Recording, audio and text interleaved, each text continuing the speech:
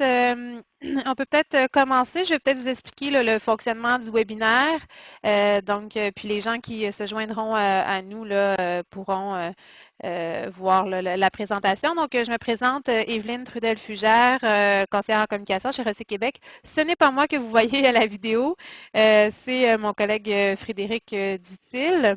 Donc, comme je le mentionnais, donc c'est ça, vous pouvez nous entendre pour poser vos questions. Vous pouvez le faire par le clavardage. Donc, notez que ce que vous écrivez au clavardage sera envoyé aux animateurs seulement. Donc, vos questions, là, si par exemple il y a des éléments de confidentialité, n'ayez pas peur, ce sera envoyé aux animateurs.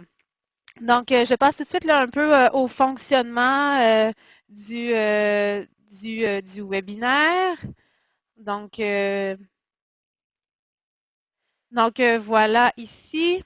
Donc, juste si par exemple vous voulez voir la présentation en plus gros, donc ici vous avez un zoom qui vous permet d'augmenter la portion de l'image pour bien voir. Comme je vous le disais, pour ce qui est des questions, ça se passe ici. Donc, dans la zone de clavardage.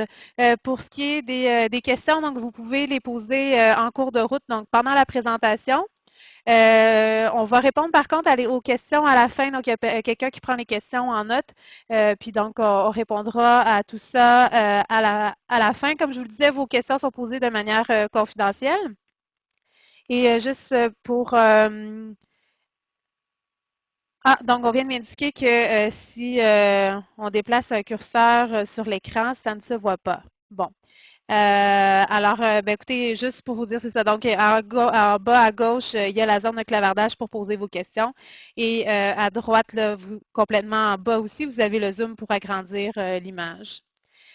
Donc, juste pour vous présenter aussi les gens qui sont ici. Donc, comme vous le voyez à la vidéo, donc Frédéric Dutil, agent de développement industriel responsable de l'appel aux propositions, qui va faire la présentation aujourd'hui. Et il y a aussi Hélène Gervais qui est présente, que vous n'entendrez pas, mais elle est bien là. Qui a travaillé là, pour établir là, cet appel de proposition qu'on vous présente aujourd'hui et qui pourra aider à répondre à certaines questions. Donc voilà, si vous avez des éléments en cours de route, n'hésitez pas à les poser dans le clavardage. Et puis sinon, je laisserai la parole à mon collègue là, Frédéric pour qu'on puisse débuter. Merci Evelyne. Sans plus tarder, on commence ce webinaire. L'objectif aujourd'hui, c'est de faire un rappel des points importants de l'appel de proposition. On veut vous donner des précisions sur certains critères, sur la façon de bien remplir les documents exigés. Il y en a 3 qu'on verra plus tard. Et puis donc, posez vos questions à mesure. On va les répondre à la fin. Il y en aura sûrement qui vont s'entrecouper, donc on va les répondre ensemble, mais on va toutes les traiter. Recyc Québec a pour mission d'être au cœur de l'action pour une gestion responsable des matières résiduelles. Sa vision est de mobiliser le Québec autour d'une gestion novatrice et durable des matières résiduelles. Et puis, on s'est donné comme mandat de promouvoir, de développer et favoriser la réduction, le réemploi, la récupération et le recyclage de contenants, d'emballages, de matières ou de produits, ainsi que leur valorisation dans une perspective de conservation des ressources. À ce titre, Recyc Québec a en 2009 mis sur pied un comité conjoint sur les matières recyclables de la collecte sélective. Ce comité conjoint est composé d'intervenants de tous les maillons de la filière là, de la collecte sélective. Et puis, le comité s'est donné comme mandat d'identifier, de proposer des solutions, des actions qui permettent d'accroître l'efficacité et la performance et les liens entre les divers intervenants de cette filière. Dans le plan d'action 2012-2015, une des actions, en fait, est d'améliorer la qualité des matières recyclables et de réduire les impacts liés à la présence des matières indésirables. Donc, l'appel de proposition aujourd'hui est comme une suite logique à tout ça. Je voulais faire la distinction entre un appel de proposition et, pour ceux qui sont habitués, à nos différents programmes de financement. Donc, il y a des différences assez fondamentales. L'appel de proposition s'est doté d'un budget de 5 millions de dollars. Mais une des différences très, très importantes, c'est qu'on a une date de clôture pour recevoir vos demandes, date à laquelle nous débuterons l'analyse de tous les dossiers. Et puis, donc, l'appel de proposition sera basé, en fait, sur les meilleurs projets qui sortiront de cette évaluation-là par notre groupe d'experts. Il y a une contribution maximale par entreprise de 500 000 pour des projets un petit peu plus petits, on pourrait aller jusqu'à 60% des dépenses admissibles. C'est sûr qu'on parle ici de projets qui ne sont pas encore réalisés, qui pourront débuter à partir du moment où on aura signé la convention de versement financier. Il faut absolument que ce soit un projet là, neuf. Sauf que il y a certaines entreprises parmi vous qui ont déjà reçu des argents dans d'autres programmes. Et puis donc, il n'y a pas de problème à soumettre d'autres projets tant aussi longtemps qu'on ne duplique pas le projet dans un programme ainsi que dans l'appel de proposition. Vous ne serez pas pénalisé si vous avez déjà eu de l'argent dans d'autres programmes. Une définition très importante sur l'admissibilité, en fait, c'est la définition de ce qui est inclus dans la collecte sélective. On parle ici des imprimés, des journaux, des contenants et emballages faits de papier, de carton, de verre, de plastique ou de métal. Ces matières peuvent provenir soit des résidences ou en fait des ICI, ce qu'on appelle communément les industries, commerces et institutions. Donc, il n'y a pas de problème si vos matières arrivent que des résidences ou que des ICI ou un mélange des deux. Il n'y a pas de problème avec ça. Les matières qui ne sont pas acceptées, c'est en fait ce qu'on appelle communément les CRD, les résidus de construction, rénovation et démolition, les matelas, les résidus industriels, les peintures, les matières organiques, les matières assimilables à la responsabilité élargie des producteurs. Donc, c'est vraiment, comme je vous ramène aux matières que je vous ai nommées précédemment, donc papier, carton, verre, plastique, métal. Nous avons deux volets distincts dans cet appel de proposition. Le premier est l'arrimage de l'offre et de la demande entre la qualité des matières produites par les centres de tri québécois et les besoins des conditionneurs et des recycleurs de matières recyclables de la collecte sélective. L'objectif de ce volet est de rendre plus stable, plus forte la filière québécoise, lui donner les reins assez solides pour faire face à différentes problématiques. On se souvient 2008. Donc, on veut essayer de faire face à tous les aléas là, du marché. Et puis que donc, puis on verra plus tard là, dans le webinaire, là, on parle de partenariat. Puis donc, on veut que les gens se parlent puis les gens s'arriment. Lorsqu'on parle de qualité, on ne dit pas que finalement vous ne produisez pas des produits de mauvaise qualité. En fait, on parle surtout de spécifications. On veut que les spécifications du recycleur, par exemple, rencontrent les spécifications de ce qui va être produit par un centre de tri, par exemple. Et pour ça, il va falloir se parler. Donc, on parle ici, dans le cas du volet 1, surtout, qu'un partenariat serait privilégié. C'est pas obligatoire, donc parce que bon, c'est certain que par exemple un centre de tri peut avoir plusieurs partenaires, mais plusieurs endroits où il va écouler sa matière. Et puis donc ces acheteurs ne sont pas toujours les mêmes. On privilégie le marché québécois. Mais on est quand même au fait que beaucoup de matières se transigent sur des marchés internationaux. Là. Donc, mais c'est certain que c'est la filière québécoise qu'on veut stabiliser, qu'on veut rendre plus forte. Il y a le volet 2. Le volet 2 touche à la réduction, recyclage et autres formes de valorisation des rejets des centres de tri, des conditionneurs et des recycleurs québécois de matières recyclables de la collecte sélective. Premier objectif, c'est d'essayer de capter ce qui échappe au tri dans les centres de tri, mais ça peut être aussi au niveau du conditionnement et du recyclage si vous avez un processus de tri. Donc, on veut essayer d'aller chercher ce qui est recyclable ou ce qui est valorisable. Lorsqu'on parle de valorisation, bien sûr, on parle de ça peut être une valorisation thermique, ça peut être de la valorisation physico-chimique. Et puis en deuxième lieu, ben, il y a essayer de trouver des débouchés à ce qui serait normalement éliminé. Lorsqu'on parle d'élimination, dans le cadre de cet appel de proposition, les matières qui sont utilisées comme recouvrement journalier ne sont pas considérées comme une matière éliminée. Donc c'est ce que, en fait, le texte me vole les mots de la bouche. J'ai petit point important, c'est que les projets de valorisation, étant donné on arrive en bout de chaîne là, entre réduire et recycler, et le dernier c'est valoriser. Donc, la valorisation, les projets de valorisation seront soumis à l'accord du ministère du Développement durable, de l'Environnement et de la lutte contre les changements climatiques. Les clientèles admissibles sont les entreprises québécoises qui sont déjà en opération au moment du dépôt.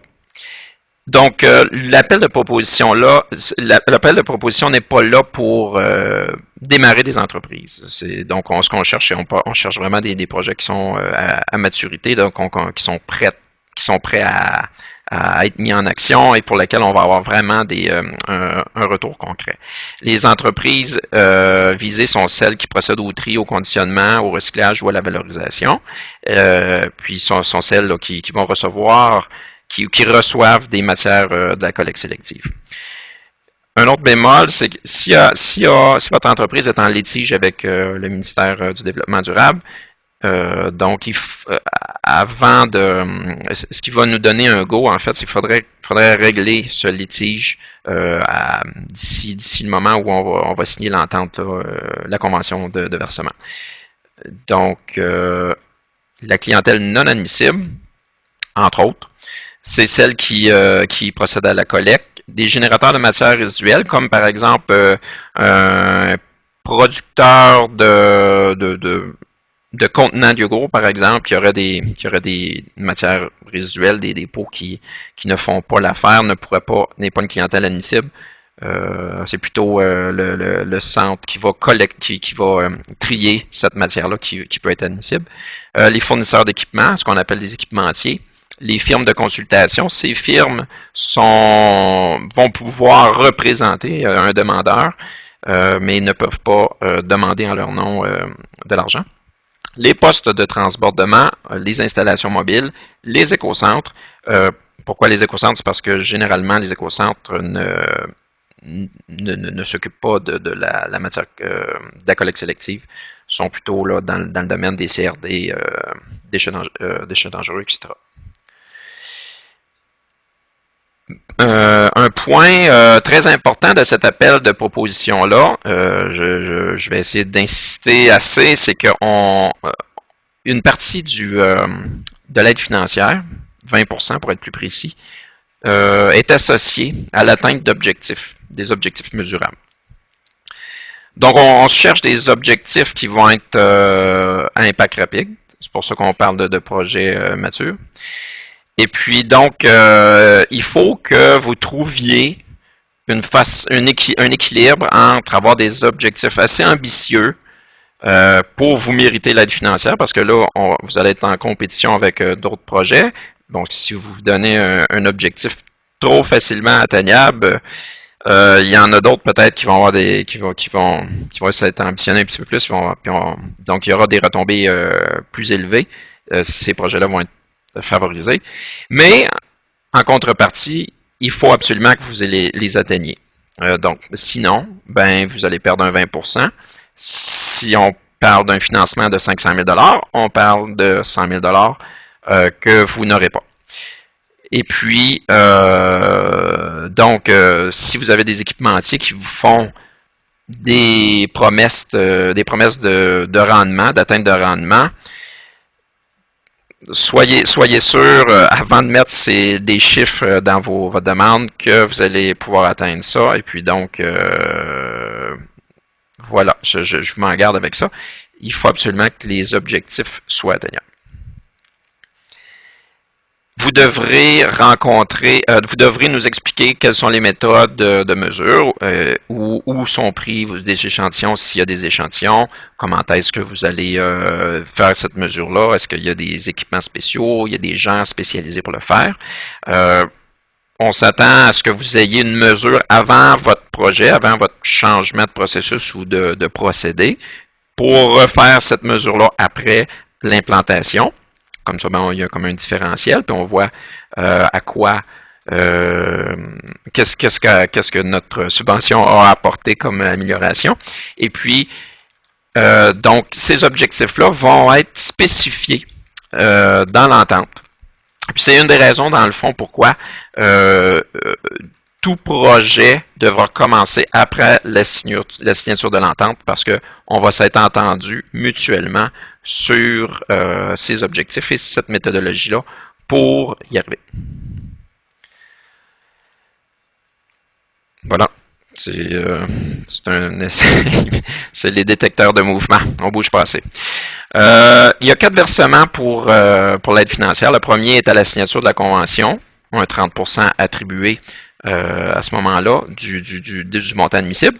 Le versement 2, suite à un rapport demi-projet. Et lorsque vous aurez au moins 60% de vos dépenses de réaliser. J'attire votre attention, le 60% des dépenses de réaliser devra être colligé par une firme comptable externe. Donc, c'est leur rapport de dépenses que vous devrez nous envoyer. À ce moment-là, vous aurez un total là, de 60% de notre aide versée. Le troisième versement, qui est un petit peu plus complexe, là, c'est lorsque votre projet est terminé. Donc, vous devrez nous donner un rapport final là, pour nous dire que, en fait, donner vos conclusions de votre projet. Vous devrez nous faire la preuve que vous avez obtenu la reconnaissance ici au recycle, quoique je crois que la majorité d'entre vous avez déjà cette reconnaissance-là, je l'espère.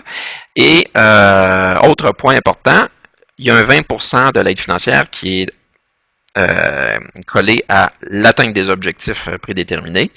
Et puis finalement, ben, encore une fois, il faudra nous présenter l'ensemble de vos dépenses qui auront été, encore une fois, colligées par votre firme comptable. Le versement 4, eh bien, c'est 1 an après la réalisation de votre projet. C'est tout simplement la remise d'un rapport de retombées. Donc, il ne s'agit pas là d'un rapport, on ne répète pas le rapport que vous avez déjà fait, c'est vraiment pour savoir comment est-ce que ça s'est poursuivi dans le temps. Et puis, bon, c'est 5% qui sont assignés à ça. J'imagine que vous êtes allé sur notre page web. Donc, en page d'accueil, vous avez puis là, je vais vous la mettre en jaune. Ça ici, vous avez un endroit pour cliquer pour accéder à notre page web qui touche à l'appel de proposition. Si vous cliquez dessus, vous arriverez à une autre page qui vous donne un petit peu plus d'informations. Donc, le devis d'appel de proposition, où j'ai mis un petit sigle 2. Là-dedans, vous avez toute l'information. Vous avez 3 formulaires à remplir. Le premier, c'est votre fiche d'inscription en PDF que je vous suggère d'enregistrer pour avoir une copie parce que c'est comme une fiche, un formulaire là, actif, là, donc vous pouvez envoyer directement. Le numéro 4 ici, donc c'est le plan de projet détaillé. Tiens, je vais me servir du laser. Donc, le plan de projet détaillé qui est un Word qui vraiment là vous donnez la viande de votre projet. Et puis finalement, ben, un fichier Excel qui vous permet là, de calculer l'aide financière admissible. On va le voir en détail.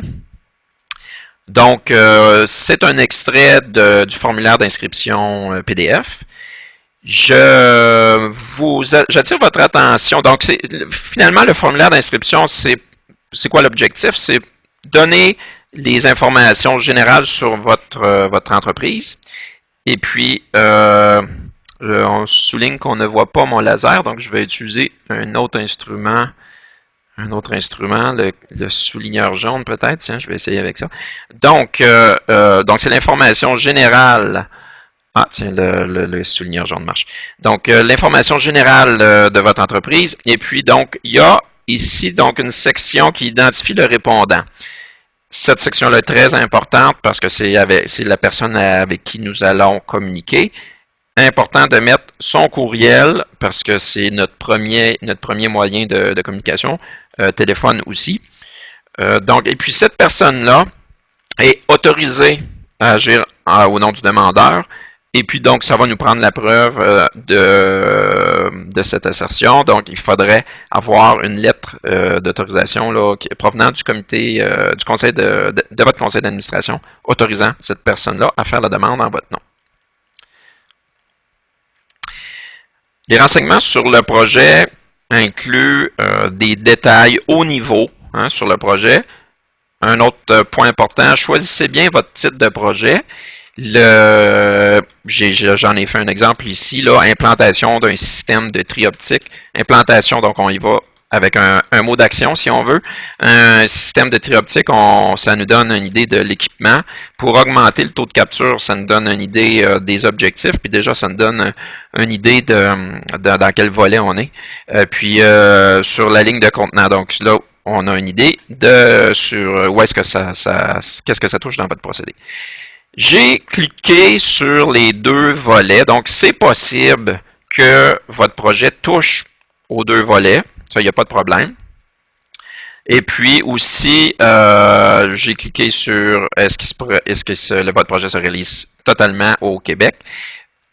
On privilégie, comme je vous dis, les projets qui sont avec la plupart des partenaires au Québec, mais on sait que c'est possible que vos partenaires soient hors Québec. Ces partenaires-là pourront faire eux aussi une demande d'aide dans le cadre de l'appel de proposition. S'ils sont au Québec, donc par exemple, j'ai un partenaire ici qui vient de l'Ontario, il ne peut pas faire la demande, il peut être votre partenaire pareil, ça vaudrait la peine de nous le mentionner. Donc, choisissez le type d'opération, là, en fait les 4 types d'opérations qu'on vous a soumis, là, c'est-à-dire centre de tri, conditionneur, recycleur ou valorisateur, pardon. Et puis, si c'est vraiment si c'est un partenariat, puis j'ai eu beaucoup de questions là depuis le début de l'appel de proposition. Alors, qu'est-ce qu'un partenariat? La première des choses, il faudrait, il faut se parler, là. Faut se parler avec votre partenaire et puis il faudrait faire une lettre d'intention. Bon, qu'est-ce qu'il y a dans cette lettre d'intention? C'est pas seulement de dire oui, je vais être le fournisseur d'une matière plastique à un recycleur X. Ce n'est pas seulement ça. Ça peut aller. Je vais vous donner des exemples. Et puis on peut avoir plusieurs fournisseurs, là. On peut avoir plusieurs partenaires, par exemple, dans la chaîne. Par exemple, quelqu'un pourrait dire, moi, je vais envoyer mon technicien sur le terrain, aller donner des conseils au contremaître de l'autre partenaire pour être bien sûr que les ballots vont arriver dans l'état puis avec des spécifications que je veux. Donc, ça peut être un échange, là, si on veut, ressources humaines ou en tout cas techniques. Mais ce partenariat-là aussi pourrait dire, bon, ben, nous avons un projet ensemble. Il y a une partie de l'équipement qui va aller chez un des partenaires, l'autre partie d'équipement qui va aller chez l'autre partenaire. En fait, il faut que ça ait une logique. Et puis donc, ce genre de détails-là, il faudra le décrire dans la lettre d'intention. Ça reste une lettre d'intention, hein, donc c'est pas une lettre d'engagement formelle.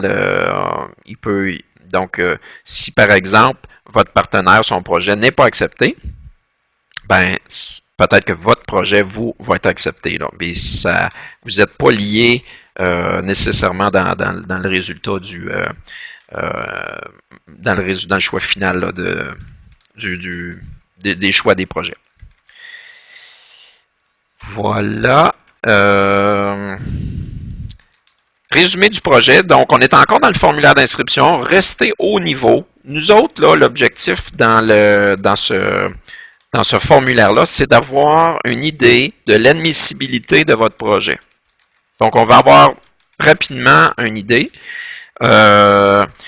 Et puis, à l'autre point ici, donc les objectifs visés, aussi, il y a un endroit dans le plan de projet détaillé qui vous donne la possibilité de vraiment donner plus de détails sur vos objectifs et votre méthodologie. Donc, encore là, on reste au niveau.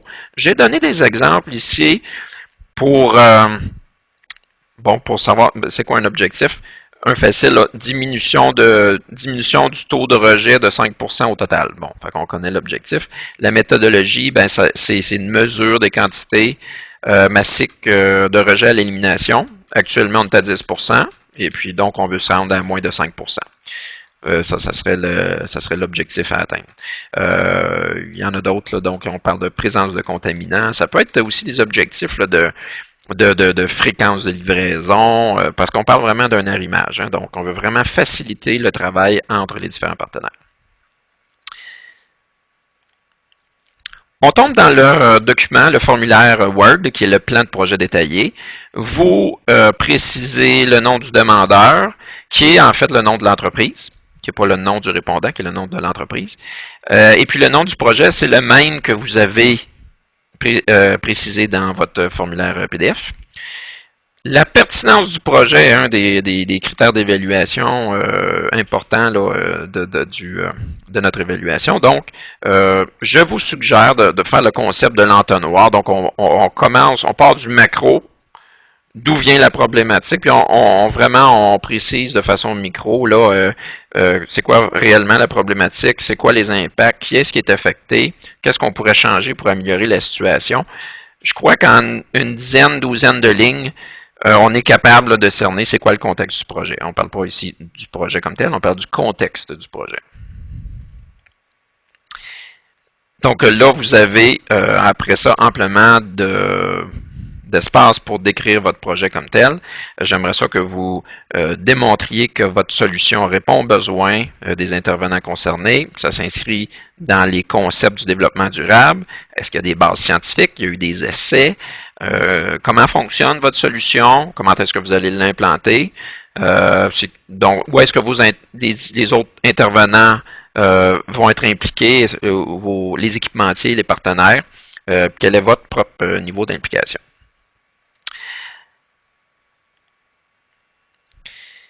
Les travaux effectués sont là, on parle beaucoup de diagrammes, de procédés, de schémas, de tableaux. Ça se peut que vous ayez déjà ces schémas-là, et puis ou qu'ils soient sur d'autres plateformes, d'autres plateformes de logiciels.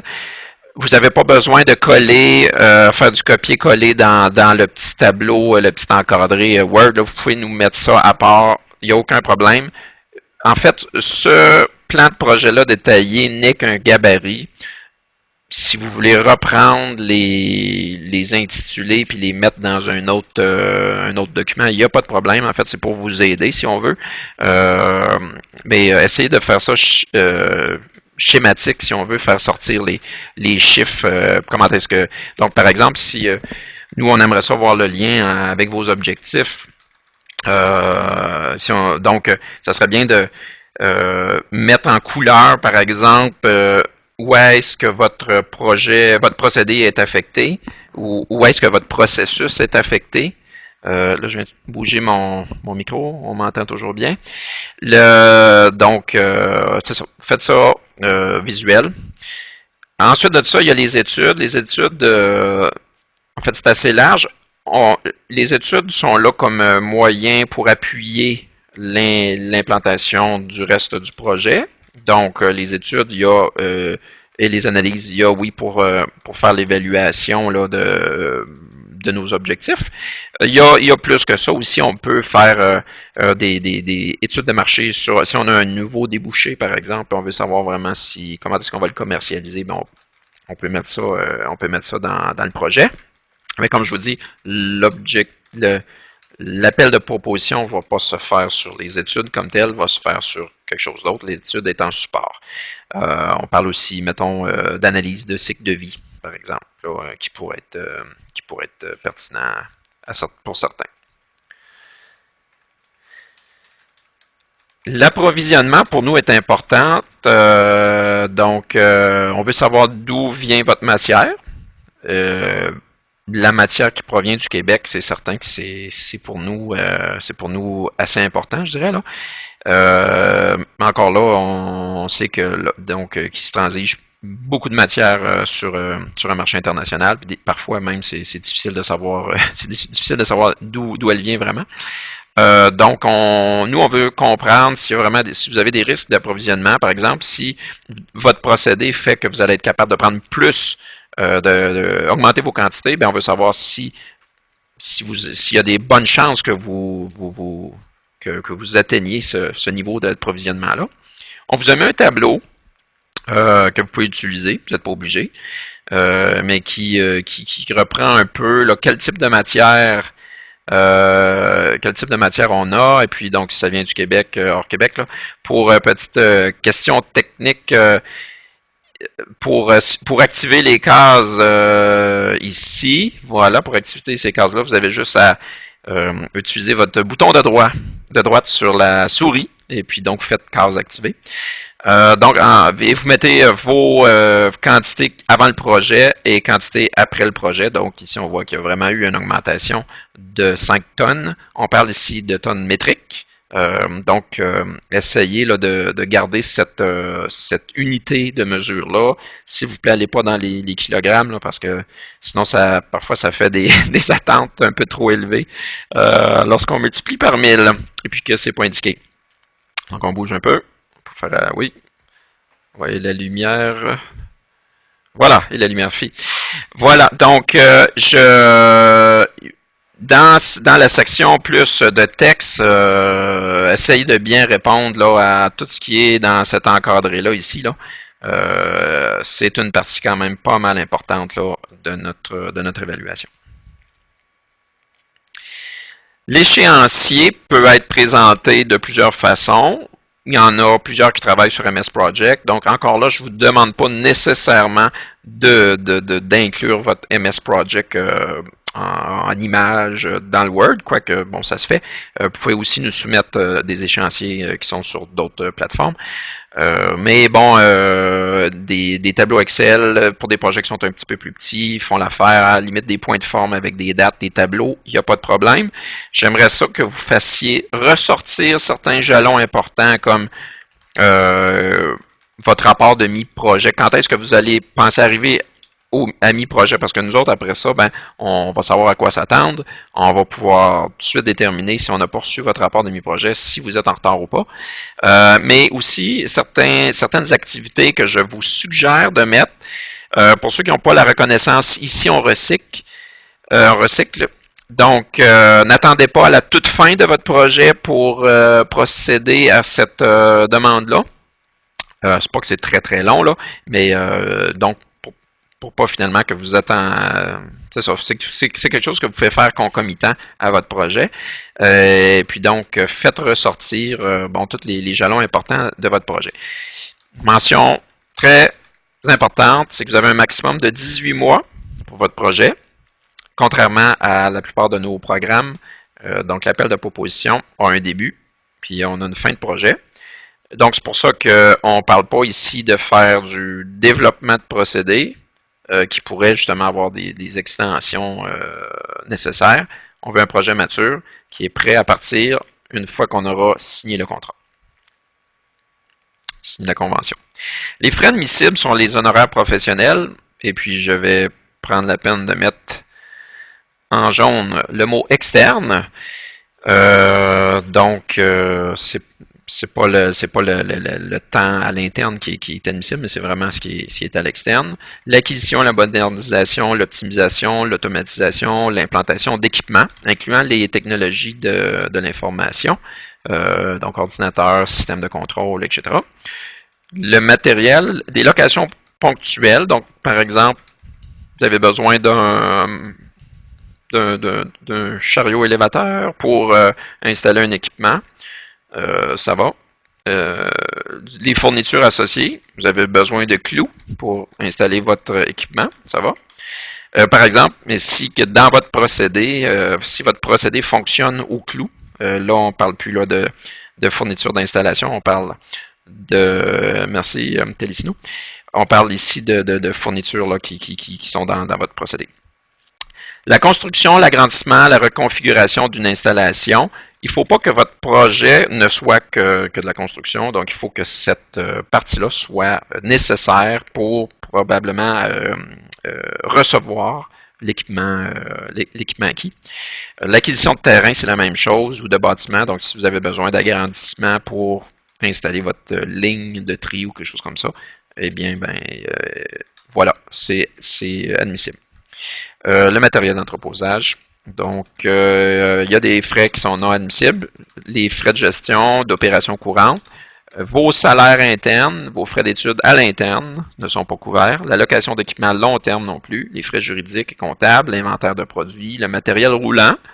Comme si vous me dites là, que vous avez besoin d'un 18 roues transporter votre matériel, ce n'est pas couvert. Donc, les frais de production, diffusion de matériel d'information ou promotionnel, donc vous voulez dire à la population, nous avons un nouveau produit et nous voulons en faire la promotion, ce n'est pas admissible. Vous devrez défrayer ces frais-là. Vous-même. Donc, le service de la dette de l'entreprise, le remboursement d'emprunt, des montants de taxes. Donc, lorsque vous allez remplir la fiche, le dernier formulaire, là, qui est le fichier Excel, c'est des montants sans taxes que vous mettez là. Donc, voilà. Les autres documents demandés, on a parlé de quelques documents, là, comme l'attestation de votre CA, etc. Il y a les soumissions.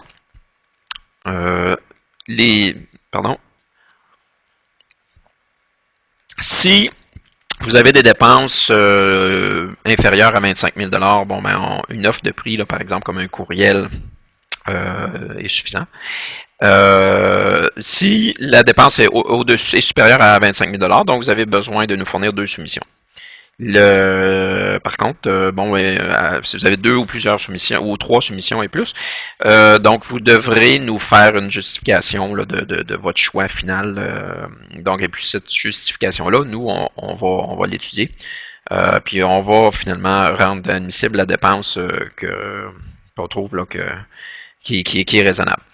Les consultants externes devront faire la démonstration aussi qu'ils possèdent la compétence, l'expertise pour réaliser le travail, mais généralement, lorsqu'il y a des offres de services des consultants externes, cette information-là fait partie de la documentation qu'ils devraient vous fournir. Si applicable, j'ai rajouté, si possible, des lettres d'intention des principaux fournisseurs, des acheteurs de matières recyclables ou de rejets ciblés par le projet. J'ai mis si possible parce que c'est pas toujours le possible. Il y en a qui hésitent à faire des lettres d'intention là, surtout par rapport aux fournisseurs. Mais par exemple, si vous avez une nouvelle matière là, qui anciennement est un rejet, puis là donc vous arrivez avec une matière là, qui est un petit peu plus nouvelle, là, si on veut là. Je pense que là, ça devrait être un petit peu plus facile là, de vous trouver un acheteur. Puis en fait, c'est pour vous, là, c'est pour vous sécuriser dans votre démarche. Là. Les états financiers, ils doivent être vérifiés ou être une mission d'examen. On veut les états financiers des 2 dernières années. Ça, c'est pour évaluer votre santé financière. Puis ensuite de ça, vos projections financières pour les 3 prochaines années. On veut en fait voir quel sera l'impact de votre projet sur vos finances. On veut savoir s'il y aura un retour sur l'investissement. Et puis, donc, si ce projet-là vaut la peine, de toute manière, j'imagine que vous aussi, vous voulez le savoir parce que vous aurez quand même un 40% là, à défrayer. Donc, c'est ça. vous pouvez vous limiter, parce que bon, pour une petite entreprise, le projet peut avoir beaucoup d'impact, mais pour une très grosse entreprise, ça peut être de plus petit impact. Donc, vous pouvez vous limiter à faire des projections financières sur la partie qui est liée à votre projet. Là. Nos critères principaux d'évaluation sont la pertinence du projet. Là-dedans, il y a un paquet de questions qu'on se pose. Est-ce que votre matière est problématique? Est-ce qu'on a quelle quantité qu'on parle? Est-ce qu'on parle de petites quantités ou de grosses quantités? La qualité technique du projet, ça c'est par rapport à ce que il y a des bases techniques sur vos hypothèses. Est-ce que vous êtes appuyé est-ce que vous appuyez sur des faits, là? Et puis est-ce que l'équipement convient? Donc les objectifs visés par le projet, là, on parle de 20% qui sont associés à l'atteinte de ces objectifs-là. Donc on veut évaluer si les moyens qui sont les méthodologies, par exemple, vont vous permettre d'atteindre, en fait, de mesurer adéquatement vos objectifs. Et puis, bon, l'expertise du dépositaire du projet et son équipe. Est-ce que vous avez déjà fait des projets dans ce sens-là, de ce genre, qui se sont bien passés? Ou sinon, est-ce que vous êtes entouré de gens qui sont capables de faire de la gestion de projet, des évaluations financières, et puis donc l'installation, le démarrage de tout ça? Et dernier point, c'est la viabilité financière du projet. On passe maintenant à la partie questions-réponses. Je crois qu'on en a reçu quelques-unes, hein? Ouais. Donc, on commence par les dernières qu'on a reçues. Oui, OK. Ah ben ceux-là. Bon, voilà. Donc, question qu'on a reçue, dois-je me dépêcher de déposer mon projet? La réponse, la date de tomber est le 31 octobre. Donc, il vous reste un mois. Et puis, donc, vous n'êtes pas pressé. Je dirais même, attendez vraiment d'avoir tous les éléments en main là, pour avoir le projet le plus complet. Aller chercher des lettres d'intention et tout ça. Les projets sont tous analysés en même temps. Et puis, on va sélectionner le meilleur. Est-ce que le programme PAC, programme d'aide au centre de tri, est toujours en vigueur? Est-il préférable de soumettre à l'appel de proposition pour faire mon projet d'amélioration au volet B? Donc, le programme PAC existe encore et continuera d'être en vigueur. Pour ce qui est de choisir entre l'appel de proposition ou le programme PAC, et puis d'autres programmes financiers, ben c'est votre choix. Donc, il faut vraiment que vous pesiez le pour et le contre. Qu'est-ce qui est admissible dans un, qu'est-ce qui ne l'est pas. Et puis, toute la question de date, hein, dans le sens que nous, on aura, puis il y a une question là, qui touche ça, là, nous, on va en avoir un paquet d'analyses à faire. Si vous êtes déjà votre projet est déjà prêt, vous êtes déjà en processus d'aller de déposer dans le projet PAC, ben bon, c'est à vous à choisir. C'est une stratégie d'entreprise, je dirais. Est-ce qu'un projet pour lequel une étude de faisabilité au volet 1 a été financé dans le programme Techno et Marché? Volet 1, Techno et Marché, c'est un 50 000 là, qui est vraiment une étude. Pourrait être financé pour sa réalisation dans l'appel de proposition. Donc oui, on ne cumule pas les aides financières. Ça pourrait être financé. L'idée est de ne pas financer deux fois la même chose. Donc il ne faut pas que vous ayez déposé dans un volet 2, par exemple Techno et Marché, et puis déposer aussi dans l'appel de proposition. Donc voilà, ça répond. Peut-on déposer plus d'un projet? Oui. Chaque entreprise est limitée à une aide financière de 500 000 $. Donc, vous pourriez avoir deux projets là, de 2, 3, 4, 10 projets, mais il faut se limiter. Si, par exemple, vous déposez des projets qui sont supérieurs à 500 000 $, eh bien, possiblement, il faut que vous attendiez à ce qu'on ne choisisse pas tous vos projets ou que certains de vos projets soient financés partiellement dans ce cas-là. Est-ce qu'une matière de la collecte sélective présentement utilisée comme recouvrement journalier, hypothèse le vert, et dont l'objectif du projet est de transformer en matière utile serait admissible au volet 2? Donc, est-ce qu'une matière qui est en recouvrement journalier peut être admissible au volet 2? J'en ai parlé tantôt. Donc, ce n'est pas considéré comme un rejet dans le cadre de cet appel de proposition. Donc, faudrait vraiment plutôt le présenter en volet 1 comme un arrimage suite à un conditionnement avec des besoins d'un recycleur, par exemple. Je ne sais pas si c'est clair. Alors, va-t-on tenir compte du fait qu'une entreprise peut avoir un contenu mixte? L'entreprise, par exemple, pourrait recevoir des matières de collecte sélective, pourrait recevoir des résidus industriels qui seraient pas admissibles.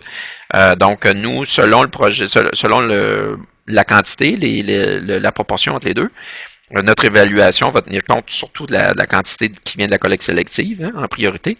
Puis, aussi ce qui vient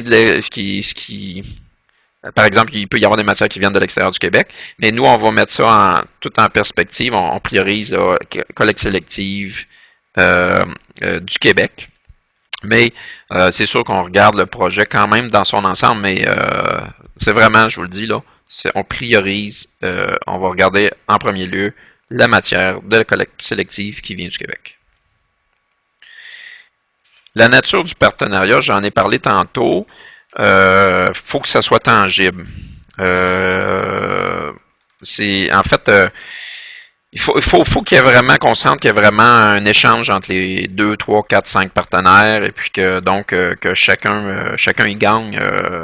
Et puis donc, l'exemple le plus concret, c'est que finalement, l'offre d'un centre de tri, par exemple, va vraiment s'arrimer avec les besoins, là, par exemple, d'un conditionneur ou d'un recycleur parfaitement. Donc, il n'y aura pas un recycleur qui va dire ah, regarde, il y a toujours trop de contaminants X ou tu m'arrives avec des ballots trop gros. Ou, donc, voilà.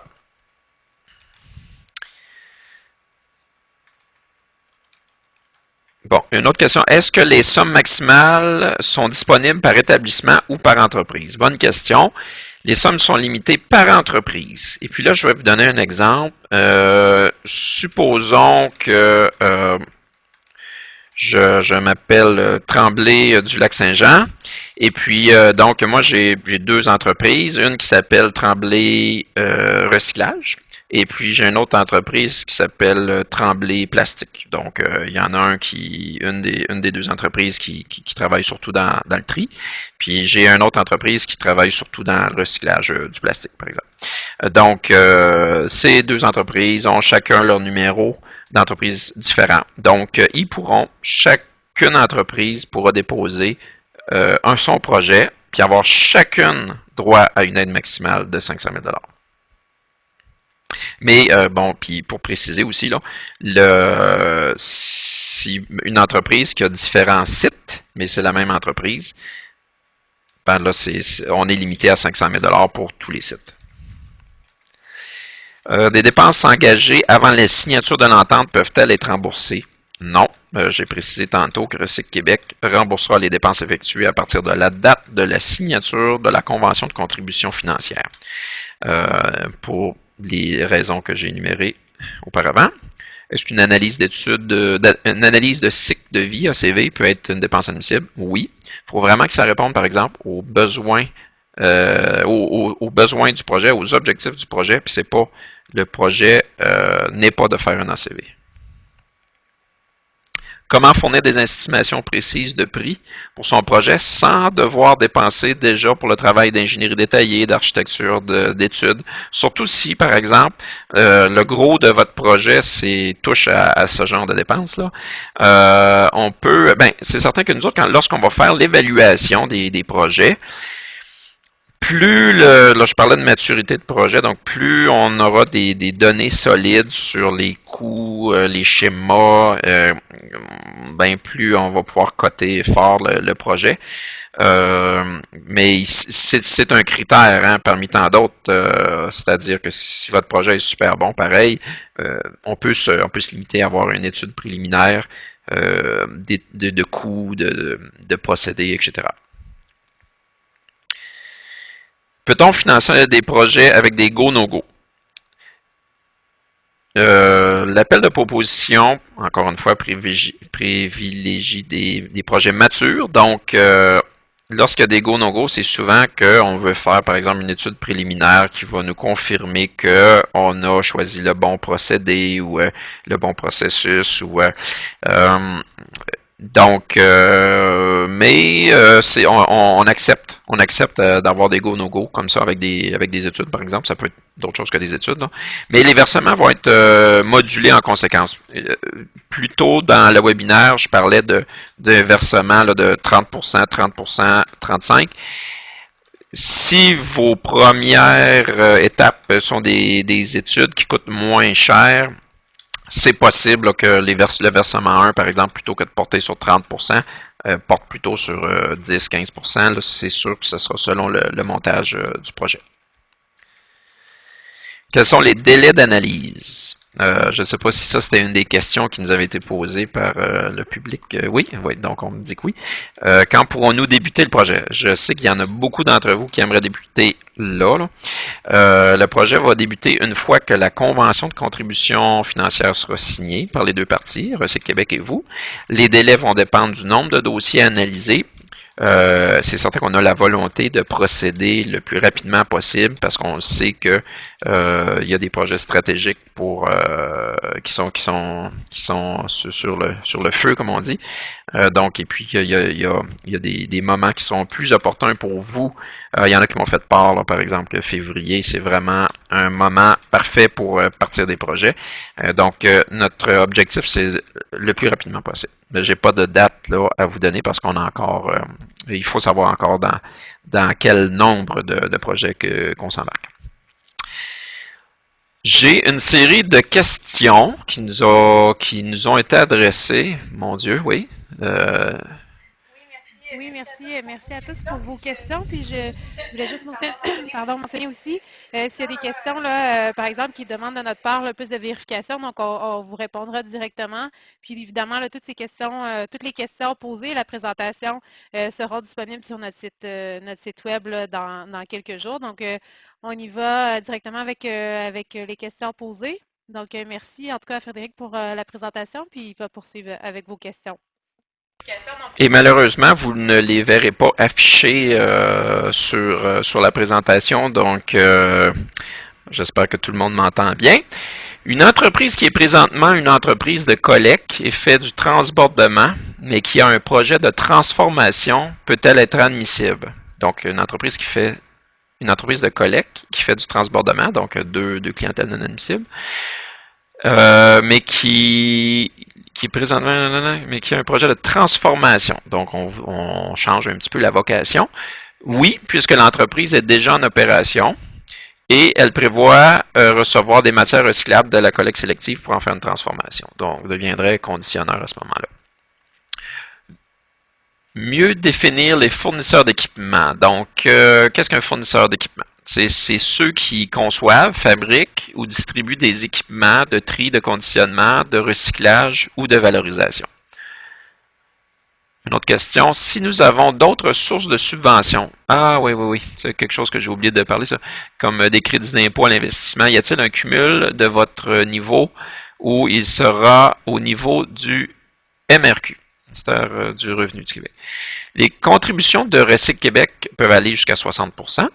Des dépenses admissibles. Pour ce qui est du financement public total, le financement ne peut pas dépasser 80% du coût total du projet. Et puis, lorsqu'on parle de financement public, on exclut la portion municipale. Hein, donc, le municipal, on ne le considère pas comme public. Pour le reste, tous les autres mécanismes de financement sont possibles. Là. Si vous faites des demandes de crédit d'impôt, on n'en tient pas compte. Si un demandeur présente un projet avec un partenaire et obtient une aide de 500 000 $, donc le partenaire obtient 500 000 $, est-ce que le partenaire pourrait lui aussi obtenir une aide pour un autre projet? Donc c'est oui, sans problème, puisque c'est 500 000 $ par entreprise. En autant que cette entreprise fasse partie là, des clientèles admissibles, et puis que son dossier soit choisi parce que sa demande va aussi passer par l'évaluation. Hein. Au niveau des approvisionnements, pour les centres de tri, les matières arrivent mélangées. Comment devons-nous vous soumettre ces quantités? Ah, c'est intéressant. Au niveau des approvisionnements en centre de tri, whoop, attendez, ma réponse, parce que voilà. Donc, au niveau des approvisionnements en centre de tri, vous pouvez indiquer les tonnages que vous recevez pêle-mêle, donc un tonnage total. Vous pourrez également spécifier dans l'encadré des quantités par type de matière concernée par votre projet. Donc, vous pouvez mettre des pourcentages, c'est bien ça, oui. Oui. Autre question. Supposons que nous ayons un projet de 350 000 Je ne sais pas si c'était total ou c'était pour nous dépenses admissibles, et que celui-ci est accepté. Est-ce la totalité qui est financée ou un pourcentage? Ah, voilà. Donc, c'est 60% des dépenses admissibles. On fait 60% fois 350 000 Donc, je ne pourrais pas vous dire la réponse là, vite comme ça. Là. Donc, si les deux soumissions ne sont pas disponibles au moment du dépôt du projet, est-il possible de les remettre plus tard? Oui, donc on précisait ça dans l'information sur le site web. Donc, il suffira d'envoyer une lettre d'engagement comme quoi toutes les soumissions vont être transmises avant la signature de contribution financière. Donc, si, par exemple, vous nous soumettez aujourd'hui votre demande, mettez-nous un petit encart, une petite lettre qui disant il manque cette soumission-là et cette soumission-là. Vous l'aurez d'ici la date de signature de la contribution financière. Mais j'imagine qu'à ce moment-là, vous allez savoir aussi dans quel chiffre vous allez avoir un prix là, au moins estimatif. Hein?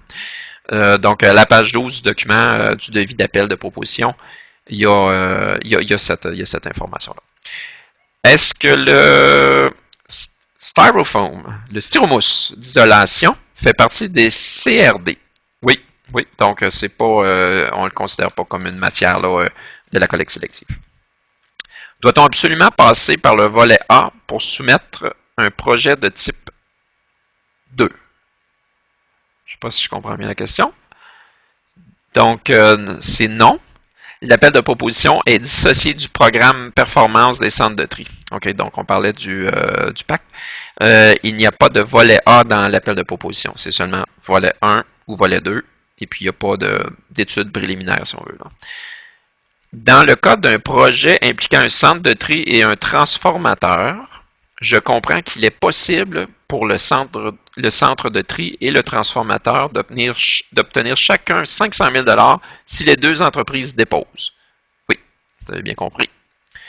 Prenez-vous en considération la grosseur du centre de tri lors de l'attribution des subventions? Donc, le financement n'est pas modulé selon la grosseur du centre de tri. C'est 500 000 maximum par entreprise, peu importe sa grosseur. Mais c'est certain que nous allons évaluer, lorsqu'on va faire l'analyse des dossiers, les coûts du projet en fonction de la quantité de matière, la matière sur quoi portera le projet. Donc, un gros centre de tri, à la limite, pourrait avoir un projet qui porte juste sur une petite quantité de matière. Là.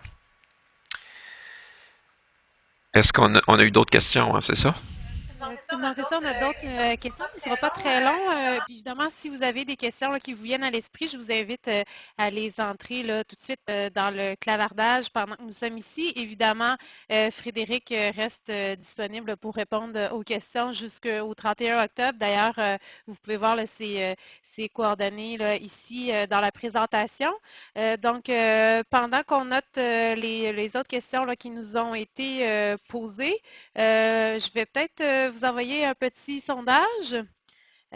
Donc,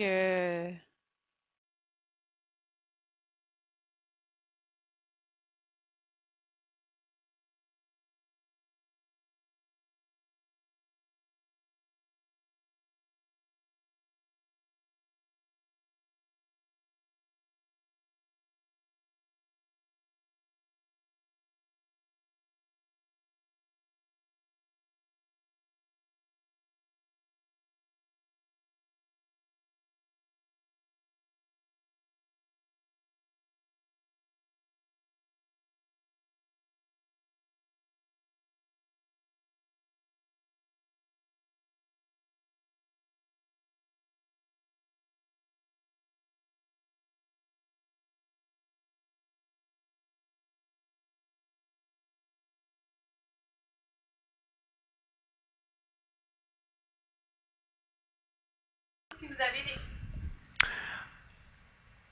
donc oui, là, on vient de... Oui. petit problème de son, mais on vient de le régler, donc ça devrait... Oui, ben en fait, je poursuis avec les questions-réponses. Il est mentionné que les soumissions peuvent être envoyées avant la signature de la convention. Est-ce que cela pourrait nuire quant au choix des projets retenus? Excusez, je suis dans une section qui n'a pas été répondue encore. Les soumissions peuvent être... Je reviens sur une autre question, excusez. Donc, question. Considérant que les standards des papetières sont en plein processus de changement, pouvons-nous faire la demande d'un deuxième séparateur de tri optique répondant aux mêmes besoins que le premier déjà financé? Donc, la réponse est oui, en autant que ce n'est pas un équipement qui a déjà été financé. Donc, c'est un nouvel équipement. Mais même si vous dupliquez quelque chose que vous avez déjà, et puis que, donc, c'est ça. Il n'y a aucun problème à redéposer ce projet-là. En fait, il sera considéré comme zéro risque technique, si on veut. Autre question. Donc, je reprends la fameuse question pour laquelle je n'avais pas de réponse. Il est mentionné que les soumissions peuvent être envoyées avant la signature des conventions. Est-ce que cela pourrait nuire quant au choix des projets retenus? Donc, si la réponse, si l'évaluation des coûts est assez juste, c'est ce qui comptera dans l'analyse de projet. Oui? Tout le monde a bien compris? OK. Donc, autre question.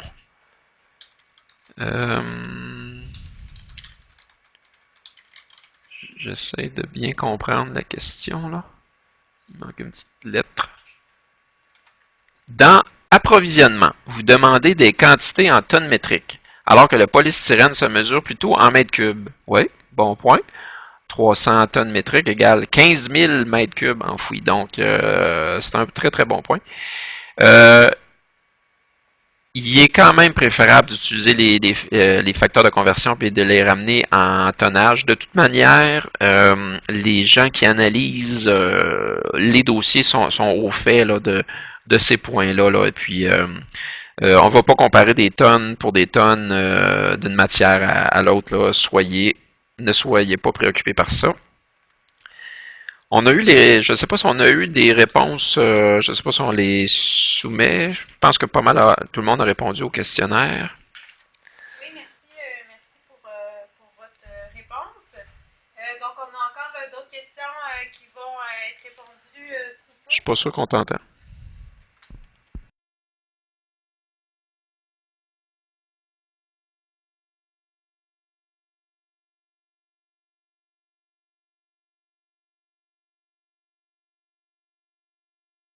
Voilà, vous devez m'entendre. J'imagine que tout le monde a répondu au questionnaire. Merci beaucoup. Je vais envoyer les résultats qui sont en train de se compiler. Donc, je poursuis. Doit-on avoir la reconnaissance ici on recycle avant de déposer la demande? La réponse est non. C'est une condition pour recevoir le troisième versement. Donc, vous pouvez faire la demande de cette certification dans le cadre pendant que vous faites le projet. Donc, vous aurez jusqu'à 18 mois, si on veut, pour obtenir cette reconnaissance.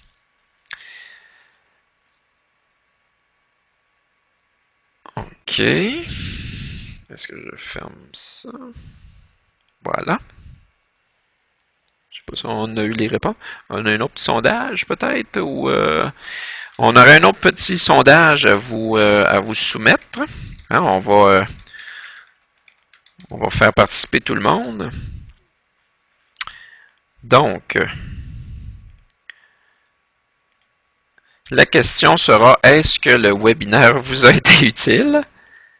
Je vous laisse répondre à ça. Voilà, pendant que j'aurai peut-être d'autres questions. Oui. Est-ce que la dimension sociale et de développement régional, en vertu des principes du développement durable, seront prises en compte par le jury. Donc, je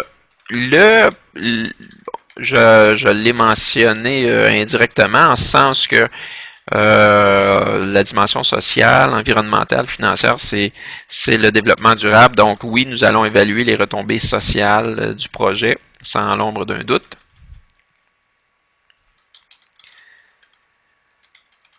Autre question, dans le cas d'un équipement qui n'est pas fabriqué par un fournisseur, comment avoir plusieurs soumissions? OK, donc dans un équipement qui serait comme unique, si on veut, là, ce que je comprends. Donc, s'il y a un seul fournisseur, il faudra en fait, il faut juste faire la démonstration, la justification qu'il n'y a qu'un seul fournisseur. Mais donc, ce sera une évaluation cas par cas à ce moment-là. Là. Mais on est conscient là, que c'est possible, cette situation-là est possible.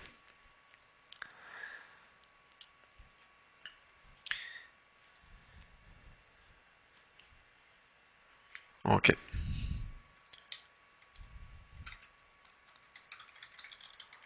OK, donc on a une autre question ici. Pensez-vous prolonger le délai de dépôt? Non, donc on est encore pour le 31 octobre. Déjà que c'est une date qui est facile à se souvenir, la fête des morts. Donc, vous avez encore un mois pour soumettre votre demande.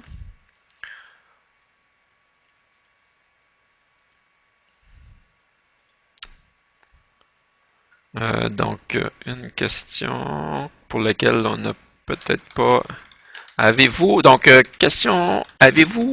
d'autres exemples en dehors des centres de tri, conditionneurs et recycleurs? Donc, vous voulez des exemples d'application de projets ou donc les centres de tri, les conditionneurs, les recycleurs, c'est des clientèles admissibles. Il y a aussi les valorisateurs de rejet qui pourraient déposer un projet. Là, donc, quelqu'un qui va transformer votre matière en huile ou en chaleur réutilisable ou quelque chose comme ça.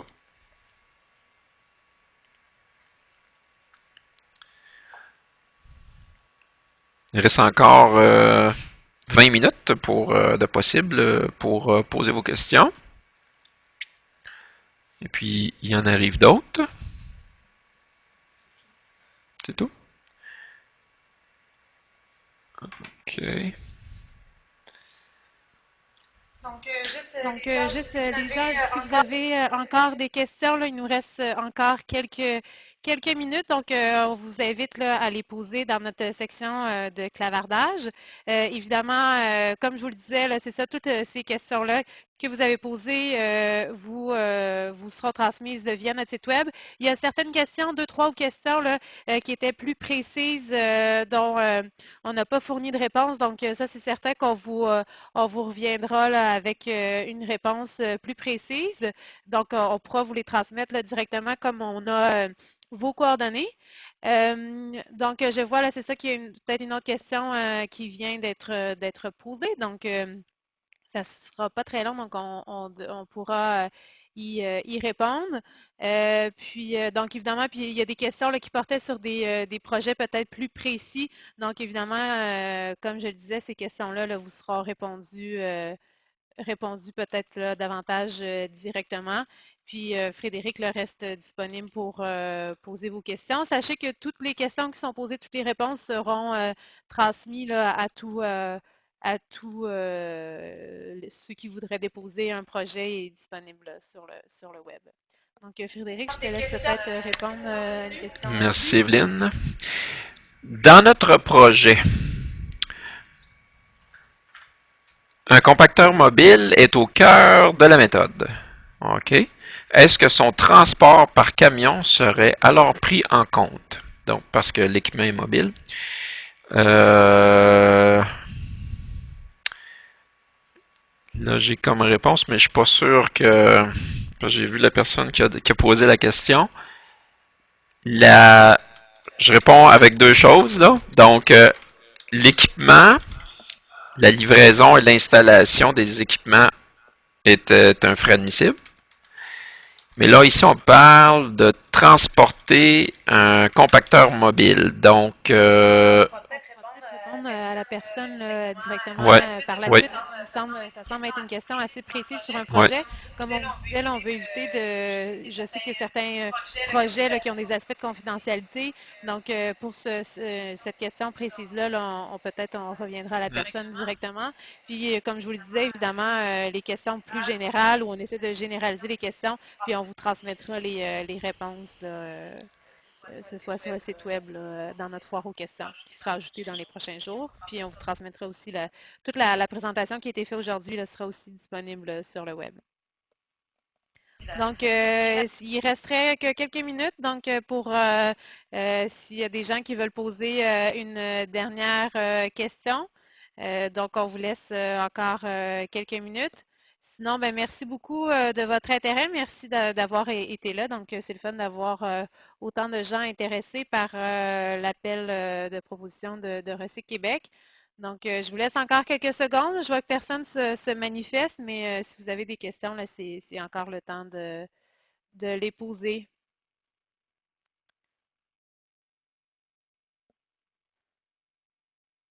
Donc, ben, je crois que c'est comme ça que ça se termine. Donc, ben, merci à vous. On voit qu'il y a des gens qui sont quand même intéressés de proposer un projet. Donc, c'est le fun à voir. Donc, on attend vos projets avec impatience et on reste là, toute l'équipe de Recyc Québec reste disponible pour répondre à vos questions sur vos projets. Alors, ben, merci à vous et je vous souhaite une bonne fin de journée. Merci. Bonne journée.